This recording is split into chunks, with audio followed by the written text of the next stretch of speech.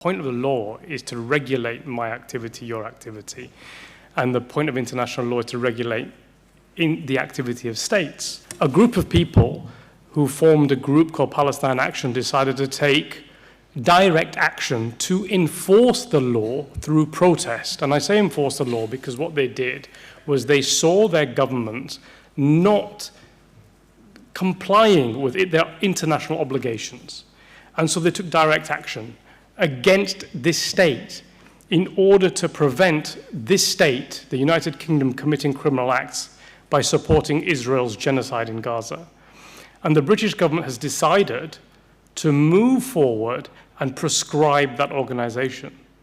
And that's an indicator that this state, the law within this state, is starting to break down. Because what you'll see happening, as almost guaranteed, is that Palestine Action will not be prevented from carrying out direct protest once it's prescribed. I can almost guarantee that, not because I have any special knowledge, but because what will have happened is that people will see the repressive nature of this state and other people will start to behave in the way that Palestine Action behaves. And sometimes people like me might decide, actually, I might as well go 100 miles per hour on the motorway because the law doesn't really matter anymore. And that's the danger. The danger is that the law will not just break down in terms of international law, but also domestically. And that's how violence starts on the ground. We've seen it before. It's not the first time. This is the way the international community is working right now. It's not turning to diplomacy or law or the Security Council for resolution. It's turning to violence.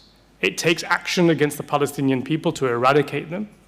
It takes action against Iran to push back an apparent preemptive threat, which was unlawful. What Israel is doing in Gaza is clear genocide.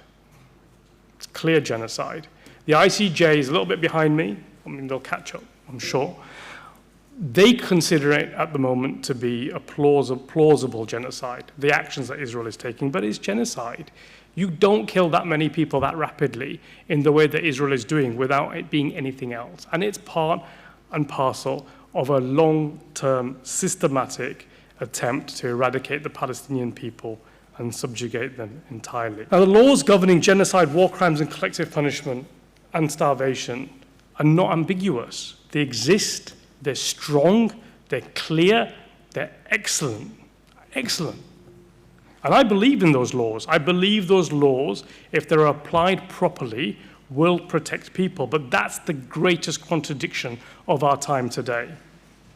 It's not that the law is imperfect. It's that it's being misapplied and it's been selectively enforced by the West, the United Kingdom included in that. Keir Starmer specifically named in that. You know, he recently apologized for using a reference to strangers. I think in Gaza, there's only one word I want to hear from him in terms of the complicity that the UK have played in terms of that genocide, and that's the word guilty when he's asked in a court of law, because I think he is. I think he is guilty of complicity in the crimes of Israel.